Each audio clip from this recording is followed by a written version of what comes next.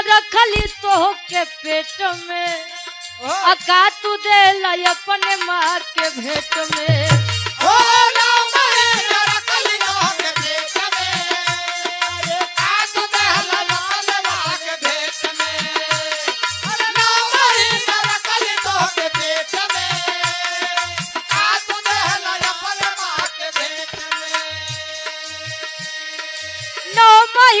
रखली तो के पेट में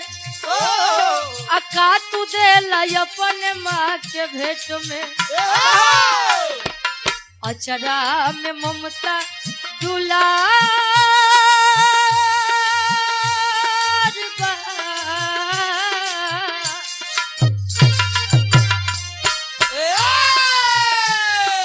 अचरा में ममता दुलार बा